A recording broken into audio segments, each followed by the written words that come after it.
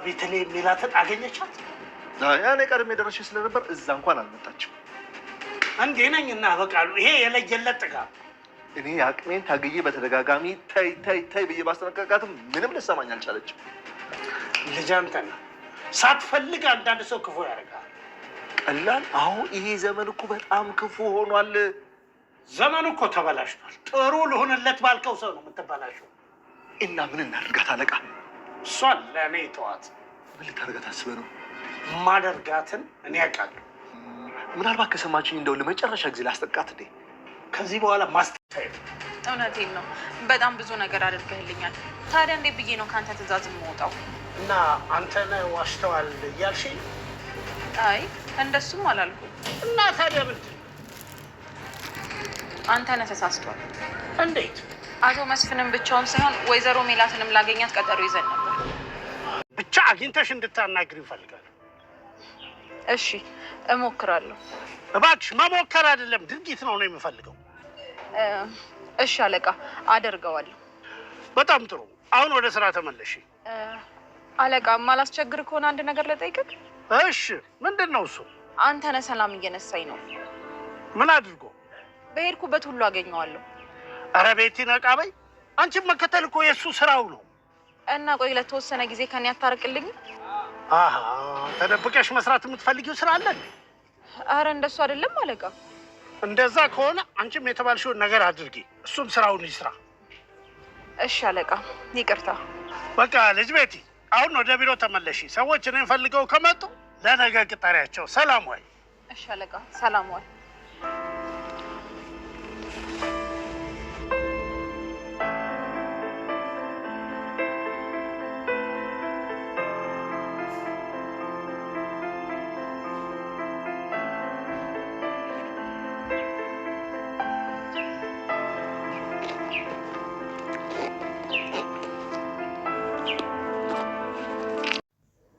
ሰላም ቅዱስ ናፍቀኛል ብላ ሰፈሩ ድረስ ፍለጋ እሱን ሄዳ ነበረ። እንግዲህ ባለፈው ተጣልተው ነበረ።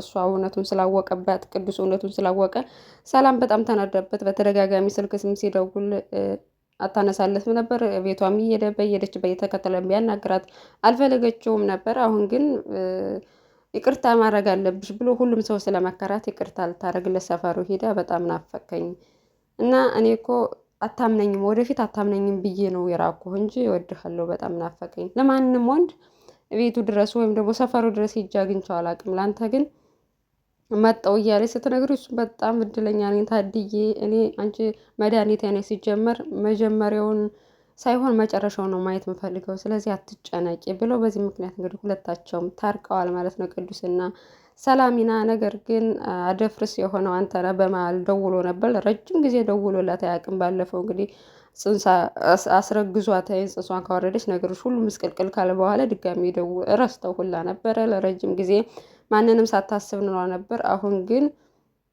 ከቅዱስ ጋር ፍቅረኛ መሆን ስትጀምር ፍቅር ሲጀምራትና አዲስ ፍቅረኛ ስትይዝ መጥቶ ህይወቷን እያደፈረሰው ይገኛል። እናም ስልክ ደውሎ በመሀል ላይ በጣም ደንግጣ ነበረ።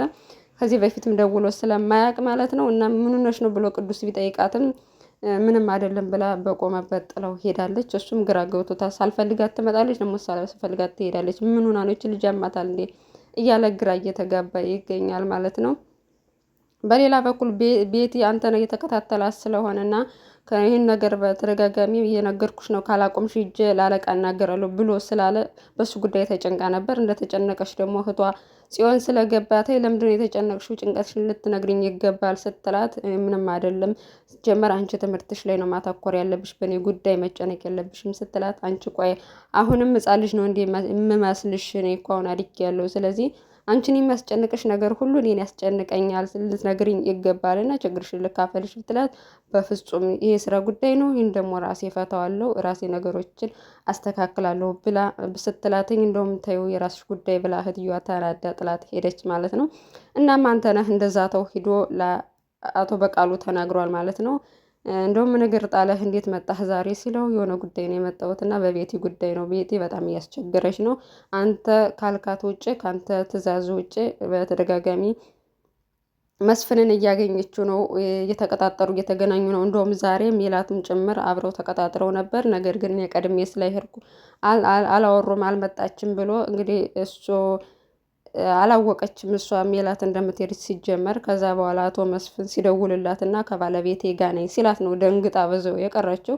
አንተነህንም እዛው አይተዋለች እዛው አካባቢ ሜላት። እሱ ግን እኔ ስለሄድኩ ነው እየቀረችው ብሎ ራሱን እንዲወደድ እሷን ደግሞ እንዲጣላት አድርጎ ነው እንግዲህ የነገረው። ባለውለታው ብዙ ነገር ያደረገችለት ልጅ ነበረች። እሱ ግን አሁን ላይ ሁለታቸው እንዲጣሉ እና እሱ ጎበዝ እንዲባል ተንኮል እየሰራ ይገኛል። ስለዚህ ጠግባለች። በጣም ጥጋቧ ልክ አልባል። እንዴት ሜላትን ልታገኛት ትሄዳለች ብሎ አቶ በቃሉ ደግሞ ተናዶባታል በቤቲ። እሷ እሱን ለማግኘት ብቻ ነው የሄደችው። እናም ተዋት፣ እኔ ልኳን አስገባታለሁ፣ እንዴት ማስተካከል እንዳለባት ስኔ ስለማቅ እኔ ልኳን እነግራታለሁ ብሎ ጭራሽ እንደውም በቃ እኔ ለመጨረሻ ጊዜ የምትመለስ ከሆነ እድል እንስጣት ሲለው በጭራሽ እድል መስጠት አያስፈልግም፣ ከዚህ በኋላ ቅጣት ነው የሚያስፈልጋት ብሎ እንግዲህ አቶ በቃሉም ዝቶባታል ማለት ነው። እሷ ግን ጎበዝ ናተኝ፣ መፍትሄ ፈልጋለች። ሄዳም ሄዶ እንዴት ከኔ ፈቃድ ውጭ ሜላትን ለማግኘት ትሞክሪያለች ስላት አሁን ላይ አቶ መስፍን ስለኛ ድርጅት ያለውን መረጃ ሁሉ እንዲነግረኝ ይፈልጋል። ስለዚህ እኔ በትንሹም በመንገድ ቢሆን ስለኛ ድርጅት መናገር ፈልጋለሁ፣ ሙሉ በሙሉ እንዲያምነኝ ስለምፈልግ ነው። ለዛ ነው እሷንም ለማግኘት የሞከርኩት እና እኔ እነሱ የኛን ድርጅት መረጃ ስለሚፈልጉ እኔ ደግሞ ሰጣቸዋለሁ። ከዛ ሲያምነኝ ያኔ የፈለግነውን ነገር ማድረግ እንችላለን። እኔ እየሰራው ነው ያለሁት፣ እሱንም ደግሞ እያገኘሁት ያለሁት እንዲያምነኝ ነው ብላ አታለዋለች። እሱም ላምንሽ እየሞከርኩ ነው ላምንሽ ነው፣ ግን እያሞኘሽኝ እንዳይሆን፣ ምክንያቱም ከዚህ በኋላ ምህረት አላረግልሽም ብሎ አስፈራርቷታል።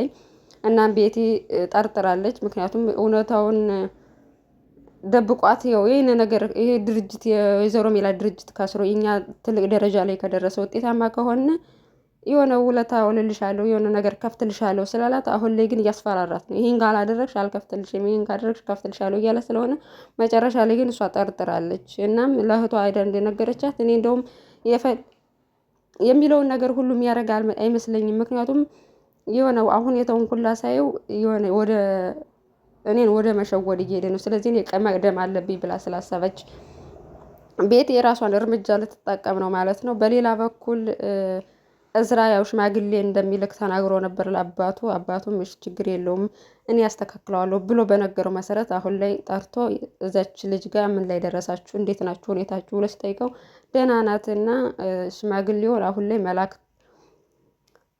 መላክ ልንጀምር ነው፣ እሷም ፈቃደኛ እንደሆኑና ቤተሰቦቿ ዝግጁ እንደሆነ ንገርልኝ አለው። እናም በዚህ ፍጥነት ስላደረከው በጣም ደስ ብሎኛል አባዬ አመሰግናለሁ ብሎ አመሰገነው ማለት ነው። በስራ እና የስራ ሁኔታ እንዲሆነልኝ ስለ ስራ በጣም ጥሩ ነው፣ ቆንጆ እየሄደልኝ ነው ብሎ አለው ማለት ነው።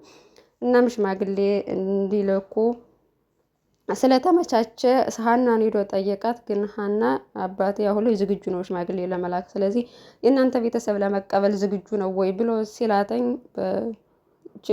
ቤተሰባችን አሁን ላይ ያለበት ሁኔታ ጥሩ አይደለም፣ እየተጨናነቁ ነው፣ ቤታችን ውስጥ የተወሰነ ችግር አለ ብላ ነገረችው እና እነግርሃለሁ ብላ ጥለው ሄደች ማለት ነው። ሀናም ከጆሮ ጋር ስለታረቀች በጣም ደስ ብሏታለኝ። ለአባባ ኖላዊ ሄዳ ተናገረች ማለት ነው። እዝራ ጋር ከጆሮ ጋር ታረቅን፣ በማታረቃችንም በጣም ደስ ብሎኛል አባዬ እያለች እየነገረችው ነበረ። እሱም አይ ጥሩ ነው ብሎ የተወሰነ የከፋው ነገር አይነት አክታ ሳይና አባዬ ለምን ከፋ ስትለው ያው እሱ የታረቀሽ ላንቺ ብሎ ነው፣ አንቺም መራቅ አልፈልግም፣ በቃ ሁሌም አብሬሽ ሆናለሁ የሚልሽ ላንቺ አስቦ የራሱን ስሜት ገሎ ነው እንጂ ከአንቺ መራቅና አንቺ መርሳት ይፈልግ ነበር። ግን ምን ያህል አንቺ እያሰበ እንደሆነና አሳዘነኝ፣ አንቺ ስታገቢ ምን ሊፈጠርበት እንደሚችል አሳዘነኝ እያሉ ነበር አባባ ኖላዊ። እና በመሀልም ስልክ ተደወለባት። የደወለውም እዝራ ነበር። እና አባዬ በቃ ሊሄድ ነው ብላ ስትለው እንዲህ እያወራን አይደል እንዲህ አሁን እንዴት ትሄጃለሽ? ስለዚህ ትንሽ እናወራ አላት። እሷ ግን መሄድ አለብኝ ብላ ጥለው ስትሄድ ተይዘሻል ማለት ነው እንደዚህ የሚያደርግሽ እንደው ለነገሩ ጨርቃችን አልጠብልንም እንጂ ሁላችንም ተይዘናን እያሉ አባባ ነው ላይም እየቀለዷት ነበረ። እናም ሀኒቾ ሄዳ እንግዲህ ለእዝራ ያለውን ነገር ነግረዋለች። ነገር ግን እሷ እዝራ እሱን ለማግኘት ወደ አና ሰፈር ሲመጣ መንገድ ላይ ጆሮን አገኘውና በባለፈው ያልከኝ ነገር በጣም ግራ ገብቶኛል። ምን ለማድረግ ፈልገህ ነው? እያስጨነቀኝ ነበር ባለፈው ያልከኝ እና አሸንፈሃል ስላልከኝ በጣም ተጨንቄያለሁ። ስለ አሸንፈሃል ስላልኩ ለምን እንደምትጨነቀው ይሄ እኮ ማሸነፍ ምኑ ያስጨንቃል ብሎ በዛም ምክንያት በባለፈው ያልኩን አትርሳ ሀኒን አደራ ብሎ ድጋሚ ነግሮታል ማለት ነው። እና የዛሬው ክፍል ይመስላል። ውድ ተመልካቾቻችን አብራችሁ ስለቆያችሁ እናመሰግናለን።